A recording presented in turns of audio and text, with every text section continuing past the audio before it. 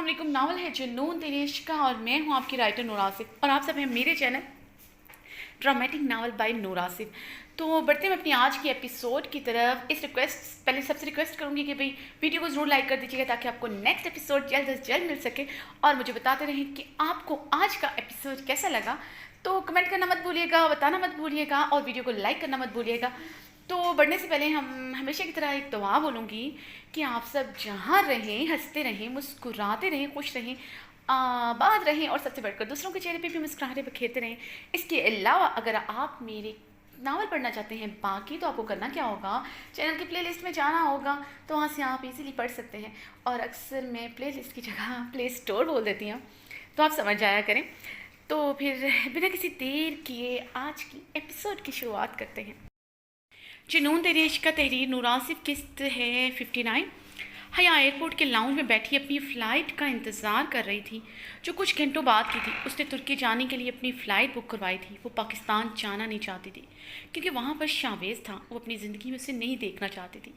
वो नहीं चाहती थी कभी वो अपने ही जज्बों से कमज़ोर पड़ते, उस इंसान से मोहब्बत की भीख मांग उठे। वो थक गई थी। अब उसके एहसास कमज़ोर पड़ने लगे थे। नफ़रत मोहब्बत के बीच बीच के फ़र्क को वो कब से भूल चुकी थी। इन 2 सालों में कोई ऐसा पल नहीं था जब ने उसे उस जालिम को याद नहीं किया था। उसके मारे हुए 2 थप्पड़ों से उसके गाल झुंझुना उठते थे। वो इसे तलाक देने लगा था। ये सोच कर ही उसे इस कमज़ोर ताल्लुक़ से शदीद नफ़रत होने लगती थी जो सिर्फ 3 लफ्ज़ों का मोहताज था। 2 साल पहले का मंजर पूरी शिद्दत से उसकी आंखों के पर्दों पर लहराते फिर से उसे बेचैन कर चुका था। शावेज़ की मोहब्बत से महरूमी के बाद उसे सबकी मोहब्बत से दस्तबरदारी इख्तियार कर ली थी। एक बात का तो उसे अंदाज़ा हुआ था, मोहब्बत से ज़्यादा तकलीफ़ दे जज्बा कोई नहीं होता।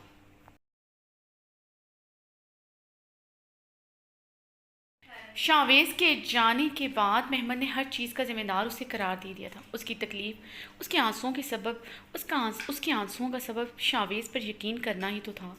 वो उसे अपने साथ तुर्की लेकर जाना चाहते थे। वो अपने साथ सिर्फ उसे ही लेकर जाना चाहते थे। वो अपनी खुदगर्जी पर वैसे ही कायम थे। वो अपने दिल में हैसल और आयसन के लिए वसअत ना पैदा कर सके थे, मगर वो इतनी खुदगर्ज नहीं थी। वो अपनी माँ और बहन को छोड़कर चली जाती। आयसन पाकिस्तान छोड़कर जाना नहीं चाहती थी। वो ज़मान शाह से लिए हुए अहद पर आज भी कायम थी। वो भी ज़मान शाह से अहद पर कायम रहना चाहती थी। अब उसके पास था ही क्या। उसके बाप से लिए हुए अहद पर कायम रहने के सिवा उसे बचपन में जाने कितनी बार ये अहद ले चुके थे कि उसे वो कभी किसी भी हालात में शाह विला नहीं छोड़ेगी। इन 2 सालों में वो चेहरे पर मुस्कुराहट सजाए दिन रात अपनी कंपनी में काम कर रही थी। ये कंपनी ज़मान शाह का ख्वाब थी, इसलिए उस कंपनी के साथ मुंसलिक थी। हया गुजरे 2 साल याद करते सोफ़े से टेक लगाए आंखें मूंद गई। यकदम वो बेचैनी से सोफ़े से उठती एयरपोर्ट लाउंज के चक्कर लगाने लगी।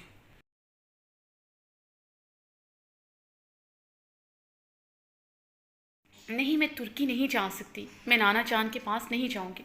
मुझे मोहब्बत रास नहीं आती, चाहे वो किसी की भी हो। अब मुझे किसी की भी मोहब्बत, किसी की भी सपोर्ट नहीं चाहिए। हयात ज़मान शाह को अपनी ज़िंदगी में किसी का साथ नहीं चाहिए। हयात सोफे पर फिर से बैठते टेक लगाए बेबसी से आंखें मूंद गई। उसके कमज़ोर असाब चटकने लगे थे। हया एक फ़ैसला करते अपना सामान उठाए एयरपोर्ट से बाहर आई थी। बाहर आकर उसने अपने लिए कैब बुक करवाई और आधा पास ही किसी होटल में स्टे करने का था। फ़िलहाल वो पाकिस्तान वापस नहीं जाना चाहती थी। उसे कहाँ जाना था ये वो नहीं जानती थी, मगर कुछ दिनों के लिए उसका इधर बेलफास्ट में ही रुकने का इरादा था। यकीनन शावेज़ तो अब तक पाकिस्तान चला गया होगा। हया ने गहरा सांस लेते हुए सोचा।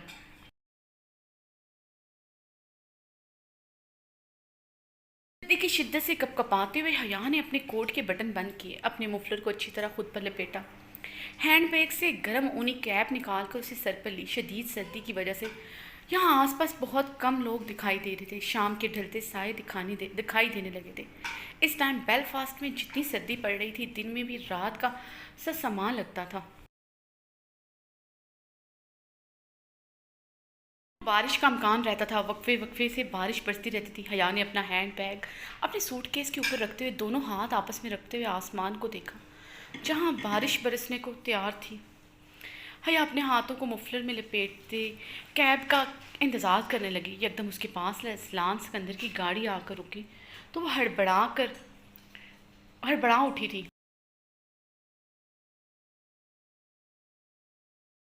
وہ حیا کو دیکھتے ہوئے گاڑی سے اتر کر حیا کے مقابل آ کھڑا ہوا۔ Hello miss Haya, what a pleasant surprise! Azlan Sikandar خوشگواریت کے احساس تلے بولا۔ ہیلو مسٹر اذلان، حیا نے بھی جواباً مسکراتے ہوئے کہا۔ آپ یہاں پر کیا کر رہی ہیں اور آپ کے ہسبینڈ کہاں ہیں؟ اذلان سکندر نے حیا کو اکیلے دیکھتے ہوئے اس کے ارد گرد نظریں دوڑاتے ہوئے شاویز کو تلاش کرتے پوچھا۔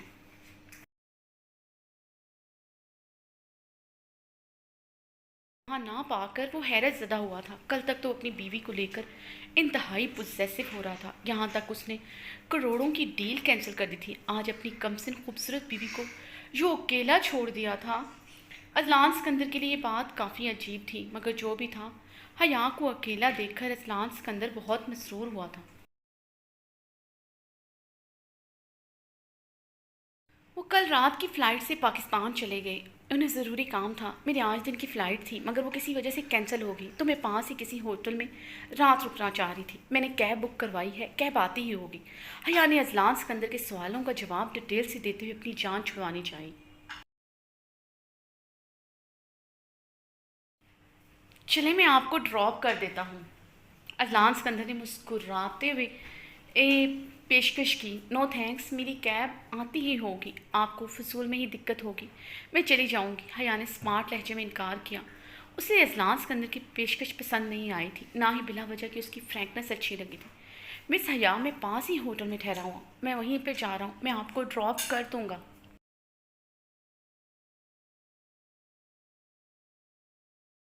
بھلا مجھے کیا دقت ہو سکتی ہے؟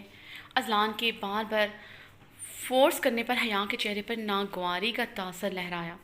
اس سے پہلے وہ سخت جواب دیتی ہے، اذلان سکندر کی اگلی بات پر حیا نے اپنا لب دانتوں تلے دبائے اس کی بات کو غور سے سنا تھا۔ مس حیا، میرا آپ کو ہوٹل ڈراپ کرنے کا مقصد آپ کے ساتھ بزنس سے متعلق کچھ امپورٹنٹ ڈسکشن کرنا چاہتا ہوں۔ آپ نے کل میری پیشکش قبول کی تھی، میں جاننا چاہتا ہوں کیا آپ آج بھی اپنی بات پر قائم ہیں؟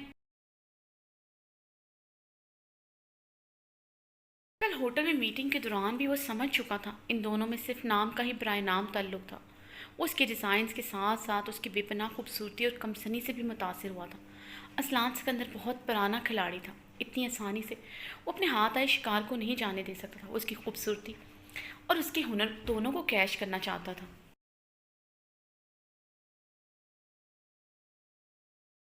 جانتا تھا شاویز شاہ اپنی بیوی کا اس کے ساتھ کام کرنا پسند نہیں کرے گا، یقیناً ان کے بیچ یہ برائے نام تعلق بھی ٹوٹ جائے گا، تو پھر حیا کو کندھا دینے والا صرف وہی تو ہوگا۔ حیا نے اذلان سکندر کی آفر کے متعلق کچھ پل کے لیے سوچا، پھر مسکراتے ہوئے اس کی آفر کو قبول کیا تھا۔ اذلان سکندر نے مسکراتے ہوئے حیا کا سوٹ کیس اٹھائے اپنی گاڑی کی ڈکی میں رکھا۔ حیا اذلان سکندر کے ساتھ فرنٹ سیٹ پر بیٹھی تو اذلان سکندر نے گاڑی سٹارٹ کی۔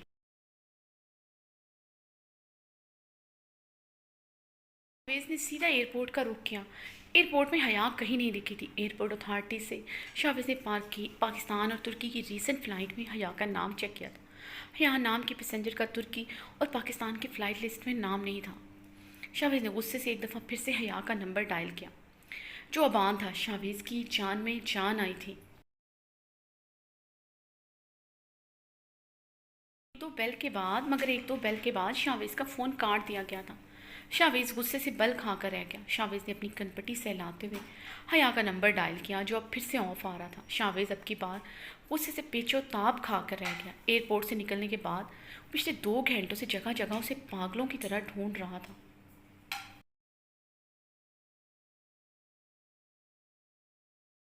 اپنے ہوٹل کے آس پاس مختلف ہوٹلز میں چیک کیا، مگر وہ کہیں نہیں ملی تھی۔ ایک دفعہ مل جاؤ حیا، تمہاری جان بھی اپنے ہاتھوں سے لوں گا۔ شاویز نے غصے سے اسٹیئرنگ پر ہاتھ مارا۔ کہاں جا سکتی ہے وہ؟ شاویز ڈرائیو کرتے ہوئے مسلسل سوچ رہا تھا۔ شاویز نے اپنی دکھتی کنپٹیوں کو سہلایا۔ صبح سے شام ہو گئی تھی۔ اس نے آس پاس تمام جگہوں پہ حیا کو تلاش کیا تھا، مگر وہ کہیں نہیں ملی تھی۔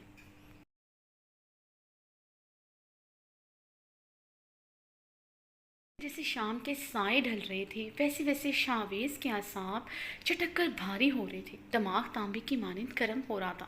یکدم شاویز کے ذہن میں اسپارک ہوا، اس کے دماغ میں اذلان سکندر کا نام آیا تھا۔ کہیں حیا نے مجھے نیچا دکھانے، مجھے اذیت پہنچانے کے لیے اذلان سکندر کی آفر قبول تو نہیں کر لی؟ کل بھی تو میرے وارن کرنے کے باوجود اس نے میرے خلاف جاتے اس کی آفر قبول کی تھی۔ یقیناً وہ اذلان سکندر کے پاس ہی گئی ہوگی، ورنہ اس شہر میں وہ کسی کو نہیں پہچانتی۔ یہ خیال آتے ہی شاویز کی گرفت اسٹیئرنگ پر مضبوط ہوئی، رگوں میں دہتا ہوا لاؤ بھڑکا تھا۔ یہ نہیں کر سکتی تم حیا، یہ نہیں کر سکتی تم۔ کہا تھا تمہیں حیا، کبھی مجھے تکلیف پہنچانے کے لیے کسی غیر مرد کے سائے کے قریب ہی مت جانا۔ ہر بات تمہاری برداشت کر سکتا ہوں مگر ایسی حماقت نہیں۔ شاویز نے غصے سے اپنی گھنی مونچھوں پر ہاتھ پھیرا۔ وہ تمہارے آس پاس بھی مجھے نظر آیا تو چھوڑوں گا نہیں اسے آج۔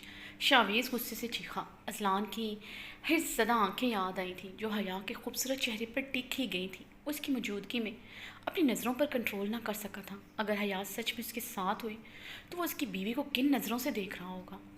یہ سوچ آتے ہی شاویز کے دماغ کی رگیں پھڑک اٹھی۔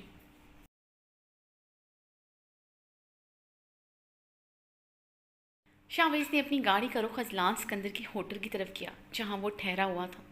ہوٹل کے ڈائننگ ایریا میں داخل ہوتے ہی اس کی نظر حیا اور اذلان سکندر پر پڑی جو ایک ٹیبل کے گرد آمنے سامنے بیٹھے کافی پی رہے تھے۔ اذلان سکندر کافی پیتے ہوئے بہت گہری نظروں سے حیا کے خوبصورت چہرے کا معائنہ کر رہا تھا۔ شاویز کے سینے میں آگ کا دریا بھڑکا۔ اسے دیکھنے کا حق صرف اس کے پاس تھا، وہ صرف اس کی تھی۔ کوئی کیسے اس کی حیا کو دیکھ سکتا تھا؟ شاویز ایک ہی جس میں ان لوگوں تک پہنچا۔ شاویز کو دیکھ کر حیا یکدم بھکلاتے ہوئے اپنی چیئر سے اٹھ کھڑی ہوئی۔ اچھی طرح جانتی تھی شاویز کی اپنے لیے پوزیسونیس، یہاں آ کر تو وہ بھی اس کے جنون سے ہار جاتی تھی۔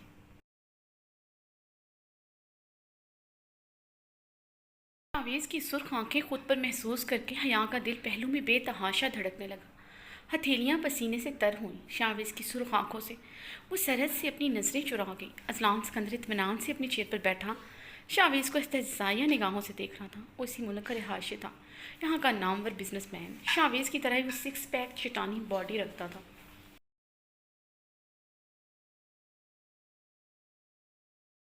ہائی اسکول سے فائٹنگ کی کلاسز لے رکھی تھی، وہ منٹوں میں شاویز کو مسل کر رکھ سکتا تھا۔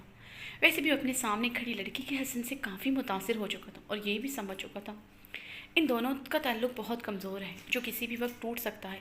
ایسے میں حیا کو سہارا دے کر وہ تھامنا چاہتا تھا مگر سامنے کھڑے انسان کے جنون سے وہ چاہ کر بھی مقابلہ نہیں کر سکتا تھا۔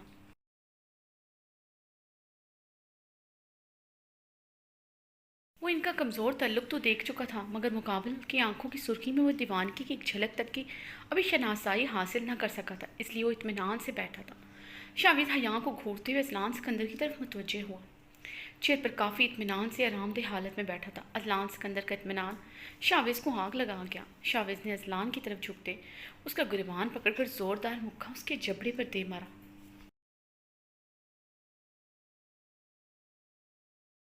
کہا تھا تم سے میری بیوی سے دور رہو، لگتا ہے تمہیں شرافت کی زبان سمجھ نہیں آتی۔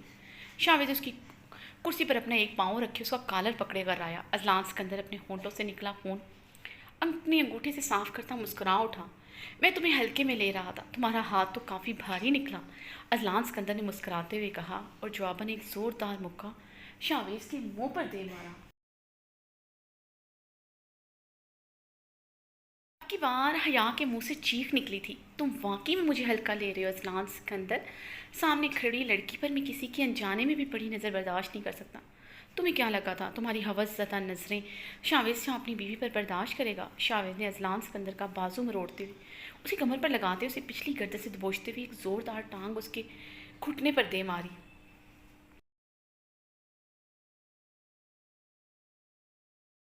ڈر سے کراں اٹھا تھا۔ شاویز نے اسے بنا کوئی موقع دیے نیچے جھکا کر اس کا منہ ٹیبل پر لگا کر اس کی گردن دبوچی۔ اذلان سکندر اب موو بھی نہیں کر پا رہا تھا۔ چھوڑوں گا نہیں تمہیں شاویز شاہ، تمہیں میں برباد کر دوں گا۔ اذلان سکندر غرایا، وہ پوری کوشش کے باوجود خود کو چھڑوا نہیں پا رہا تھا۔ اس نے واقعی میں شاویز شاہ کو ہلکے میں لیا تھا۔ شاویز شاہ کے جنون سے مقابلہ کرنا کسی کے بس کی بات نہیں تھی۔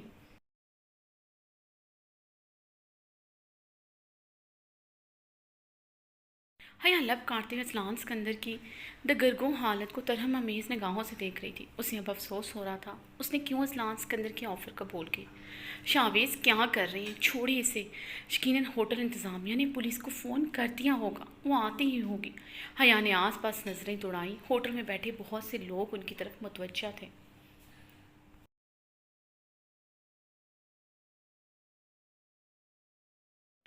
یہ پاکستان نہیں ہے جہاں آپ کو آپ کا نام سنتے ہی پولیس چھوڑ دے گی، چلیں یہاں سے۔ حیا نے شاویز کا بازو پکڑا جسے اس نے جھٹکے میں چھڑاتے ہوئے حیا پہ ایک قہر بھری نظر ڈالی۔ تم سے تو بعد میں حساب لوں گا، پہلے اس انسان سے لے لو۔ شاویز نے ایک زوردار مکہ اس کے گال پر جڑتے اس کا سر ٹیبل پر پٹکا۔ حیا کا ہاتھ پکڑے تیزی سے وہ وہاں سے نکل گیا۔ شاویز حیا کا ہاتھ ہمیں بیلفاسٹ کے ایک مشہور ہوٹل میں داخل ہوا۔ شاویز نے اپنے اور حیا کے لیے ایک ہی کمرے کی ریزرویشن کروائی تھی۔ حیا پہ مزید بھروسہ نہیں کر سکتا تھا، نہ ہی اسے اکیلا چھوڑ سکتا تھا۔ حیا ایک ہی کمرے کی ریزرویشن پر غصے سے جھنجھلا کر رہ گئی۔ شاویز، میں آپ کے ساتھ ایک ہی کمرے میں نہیں رہوں گی۔ حیا نے اپنا ہاتھ شاویز کی گرفت سے چھڑواتے ہوئے دبے آواز میں دانت پیستے ہوئے کہا، خاموشی سے چلو، مزید تماشا مت کرو۔ شاویز اس پر سرد نظر ڈالتے دبے انداز میں غرایا۔ اس کا ہاتھ تھامے وہ لفٹ میں داخل ہوا۔ حیا غصے سے جھنجھلا کر رہ گئی تھی، وہ نہیں چاہتی تھی شاویز مزید کوئی تماشا کرے۔ شاویز کے غصے اور اشتعال زدہ چہرے سے کوئی بعید نہ تھا۔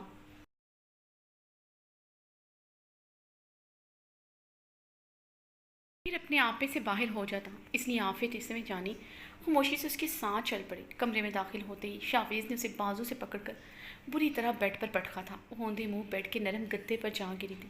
حیا نے سیدھے ہوتے غصے سے شاویز کو دیکھا جو اسے ہی شرر بار سرخ آنکھوں سے گھور رہا تھا۔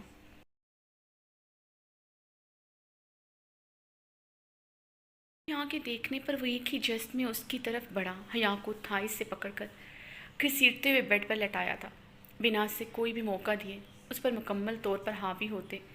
اس کی پینک ہوتی ٹانگوں کو اپنی ٹانگوں میں اس طرح لاک کیا کہ اس کا بدن ذرا بھی موو نہیں کر پا رہا تھا۔ حیا نے بے بسی سے شاویز کو دیکھا جو بے تاثر نگاہوں کے ساتھ اسے سرد سپاٹ نظروں سے دیکھ رہا تھا۔ یہ کیا بدتمیزی ہے شاویز، یہ کیا طریقہ ہے؟ حیا نے غصے سے چلاتے ہوئے اپنے اوپر جھکے برف سی چٹان کو کھسکانے کی کوشش کی، مگر اسے ایک انچ بھی سرکا نہ سکی۔ شاویز بنا کسی رد عمل کے صرف اسے اپنی سرخ شعلہ بار نگاہوں سے گھورے جا رہا تھا۔ شاویز کی سرخ آنکھوں سے حیا کو اپنی ریڑھ کی ہڈی میں سنسناہٹ محسوس ہوئی۔ سینے سے نکلتا ہوا محسوس ہوا۔ اس کی سنجیدہ سرخ آنکھوں سے ہمیشہ ہی تو اس کی جان جاتی تھی۔ شاویز ہٹے میرے اوپر سے۔ حیا نے غصے سے اپنے لمبے ناخنوں سے شاویز کی گردن نوچ ڈالی، مگر وہ ٹچ سے مس نہ ہوا۔ وہ اس پر جھکا اپنی آنچ دیتی سانسوں کی تپش چھوڑتے ہوئے اس کے چہرے کو جلساتے سرد نظروں سے گھور رہا تھا۔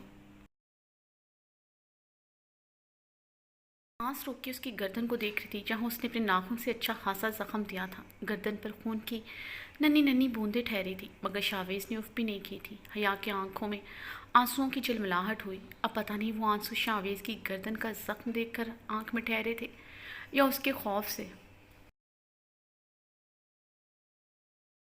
چھوڑے مجھے شاویز، اب کی بار آنکھیں ملتے کپ کپادے لبوں سے التجا کی۔ وہ آج بھی اس کی جنونی آنکھوں میں دیکھنے کی متحمل نہیں ہو سکتی تھی۔ اچھی طرح تمہیں ایک بات باور کروائی تھی، یاد ہوگا تمہیں کیا کہا تھا میں نے؟ شاویز اس کی بند آنکھوں پر لرزتی گھنی پلکوں پر اپنی آنچ دیتی سانسیں بکھیرتا سر لہجے میں بولا۔ کچھ بھی یاد نہیں ہے، نہ ہی میں یاد رکھنا چاہتی ہوں۔ حیا نے شاویز کو دونوں ہاتھوں سے اسے دھور دھکیلتے اس کی آنکھوں میں دیکھتے ہوئے سپاٹ لہجے میں کہا، نہیں یاد تو آج میں تمہیں یاد کرواؤں گا۔ اس بات کے علاوہ اور بھی بہت کچھ تمہیں یاد کرواؤں گا تاکہ تمہارا کھسکا ہوا دماغ ٹھکانے پر آ جائے۔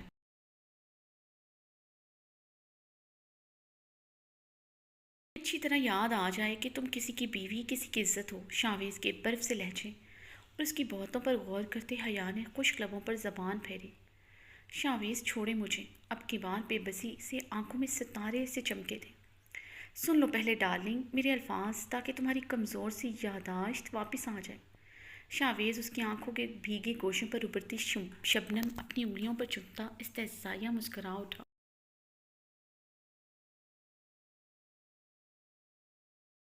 کہا تم سے میں نے سیدھے اور آسان لفظوں میں، کبھی مجھے اذیت پہنچانے کے لیے کسی غیر مرد کا سہارا نہ لینا۔ شاویز حیا کا جبڑا دبوچتے کر آیا۔ میں نے کسی کا سہارا نہیں لیا، سہاروں کی کمزور لوگوں کو ضرورت پڑتی ہے۔ حیا زمان شاید اتنی کمزور نہیں ہے جو کسی بھی مرد کو نیچا دکھانے کے لیے کسی اور مرد کا سہارا لے۔ حیا شاویز کا ہاتھ جھٹکتے اس کی آنکھوں میں دیکھتے نفرت سے پھنکاری۔ حیا زمان شاویز اس کے ہونٹوں سے نکلے ہوئے لفظ دہراتا استہزائیہ مسکرایا تھا۔ کسی بھی مرد اس کے منہ سے نکلے دوسرے لفظ پر غور کرتے، وہ اس کی لفظوں کی صفاقی پر ایک دفعہ پھر سے لہولہان ہوتے کرب سے مسکرا اٹھا۔ جب اتنی بہادر ہو، تمہیں کسی بھی مرد کا سہارا نہیں چاہیے، تو ہوٹل میں بیٹھی اس اذلان سکندر کے ساتھ کیا کر رہی تھی؟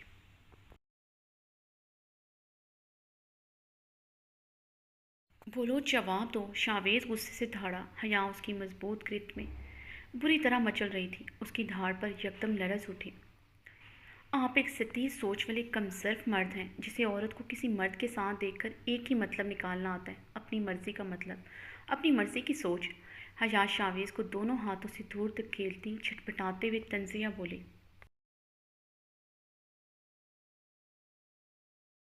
بالکل ٹھیک اندازہ لگایا، میں ایک کمزرف سطحی سوچ والا مرد ہوں جو اپنی بیوی پر کسی کی حوث زدہ نظریں برداشت نہیں کرتا۔ شاویز اس کی کلائیاں تکیے پر سختی سے جکڑے اپنے ہزار سے نکلنے کہ اس کی کمزور سی مزاحمت کو ناکام بنا چکا تھا۔ حیا کی بات پر سارا غصہ اس کی نازک کلائیوں پر اپنے ہاتھوں کا دباؤ بڑھاتے ہوئے نکالا۔ حیا اس کی آہنی مضبوط گرفت پر سسک کر رہ گئی۔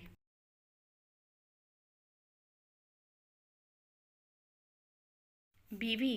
حیا لفظ بیوی دہراتے استہزائیہ ہنسی تھی۔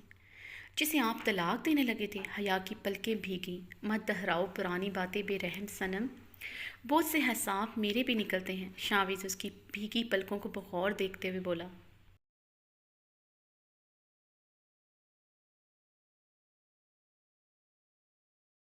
یہ ایک کمزرف مرد بس اتنا جاننا چاہتا ہے، ایک بہادر مضبوط لڑکی جسے کسی بھی مرد کے سہارے کی ضرورت نہیں، وہ اتنی بھی عقل نہیں رکھتی کہ اپنے اوپر پڑنے والی اچھی اور بری نظر کی پہچان رکھ سکے۔ شاویز ایک ایک لفظ چباتے اس کی سرمئی آنکھوں میں دیکھتا طنزیہ مسکرایا تھا۔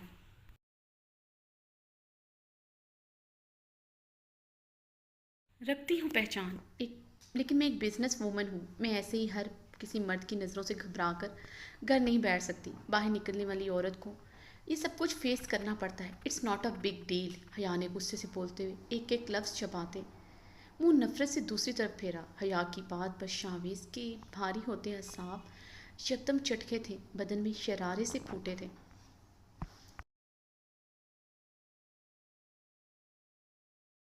وہ جانتے بوجھتے اذلان سکندر کے ساتھ تھی، یعنی اسے کوئی فرق نہیں پڑتا کوئی اسے کیسی بھی نظروں سے دیکھے، اور کیسے ڈٹائی سے اس کے سامنے اعتراف کر رہی تھی۔ پل میں گرم دماغ میں کسی نے لاوا انڈیلا تھا۔ یہ تو طے تھا، اس کی نازک جان بیوی ہمیشہ اپنے لفاظی سے اس کے سینے میں آگ بھڑکا دیتی تھی۔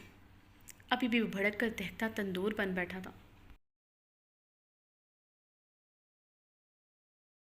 کیا کہا؟ It's not a big deal? کیسے کہہ سکتی ہو تم یہ؟ ہاں، تم شاویز یہاں کی ہو، میری ملکیت، میری عورت ہو، میری بیوی ہو تم۔ شاویز نے غصے سے اپنی آہنی چٹانی گرفت میں اس کا جبڑا دبوچتے اس کا منہ کا رخ اپنے سامنے کیا۔ تمہیں فرق نہیں پڑتا ہوگا، مگر شاویز یہاں کو فرق پڑتا ہے۔ وہ تم پر پڑنے والی نظر کی بینائی چھین سکتا ہے۔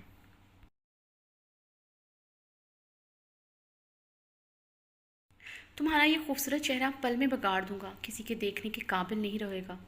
شاویز غراتے اس کے ہونٹوں پر جھک کر پوری شدت سے اس کے گلابی لبوں کو نشانہ بنایا تھا۔ اس کی شدت پر بے نام مچھلی کی طرح تڑپ اٹھی تھی۔ اس کے گلابی ہونٹوں پر ہلکا سا کٹ لگا کر اس کی سانسوں کے ساتھ کھلواڑ کر کے وہ پیچھے ہوا تو وہ گہرے سانس لیتے رخ پلٹ کر بری طرح سے سکنے لگے۔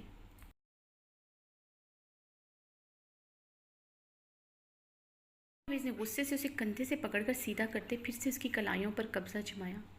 آئندہ یہ ماڈرنزم، مغربی خیالات میرے سامنے ظاہر کرتے 100 بار سوچنا، کیونکہ میں ایک عام سا پاکستانی کمظرف مرد ہوں جو اپنی بیوی پر غلطی سے بھی پڑنے والی کی نظر برداشت نہیں کر سکتا۔ اس کی سرمئی گہری آنکھوں کو دیکھتے ہوئے بر سے لہجے میں غرایا۔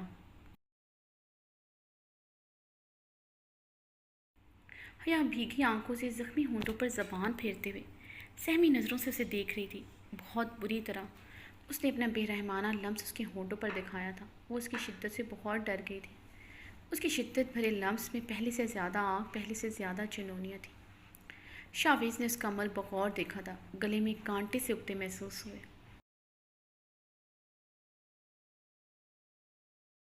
اس کی کلائیاں چھوڑتے ہوئے یکدم اس کے اوپر سے اٹھا، پورے بدن میں اسپارک سا ہوا تھا۔ کچھ جائز جوانی کے تقاضوں نے اس کے اندر ایک تلاطم سا برپا کر دیا۔ حلال رشتہ، ملکیت کا احساس اس پر حاوی ہونے لگا تھا۔ وہ خود پر پہرے بٹھاتا، اپنے جذباتوں پر بند باندھتے اس سے علیحدہ ہوا۔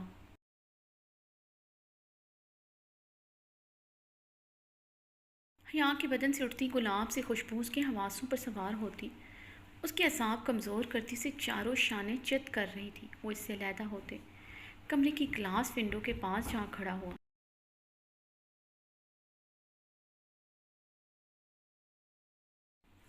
ماتھے پر آئے پسینے کو صاف کرتے گہرے سانس لیتے خود کی کیفیت پر قابو پانے کی کوشش کی۔ پچھلے 2 سالوں سے ہر رات اس پر قیامت سی گزرتی۔ رات کی تنہائی میں سنگ کے مرمر سا تراشا مومی نازک سراپا اس کے حواسوں پر چھا کر اسے بے قلب سا کر دیتا تھا، جو اسے کسی پل چین و سکون نہیں لینے دیتا تھا۔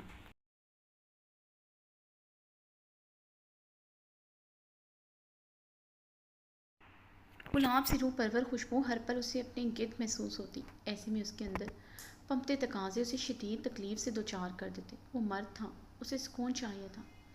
اس کا سکون اس کے جائز حلال رشتے میں تھا۔ اتنا تڑپنے کے باوجود اس نے کبھی اپنی بے سکونی کا علاج کسی حرام تعلق میں نہیں ڈھونڈا تھا۔ وہ حرام کھانے کا عادی نہیں تھا۔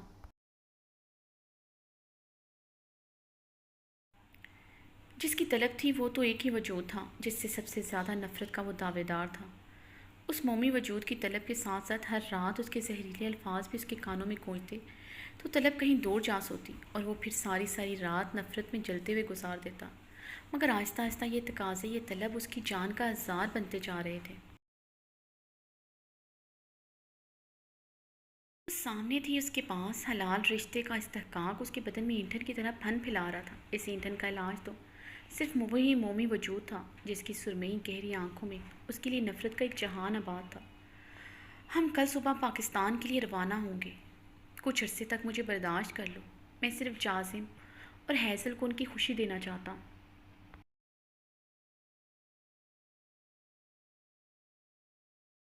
وعدہ لیا تھا خود سے، حیزل کو اس کی ہر خوشی دوں گا۔ وہ میرے لیے مشائم جیسی ہے۔ جیسے ہی ان کی رخصتی ہوگی میں پاکستان ہمیشہ کے لیے چھوڑ دوں گا، لیکن تم سے اپنا حق کبھی ختم نہیں کروں گا۔ یہ سزا تمہیں اور مجھے ہر حال میں کاٹنی ہے، ایک دوسرے سے دور رہ کر، مگر صرف ایک دوسرے کا بن کر۔ شاویز بھاری سرد آواز میں بولتا کمرے سے نکل گیا۔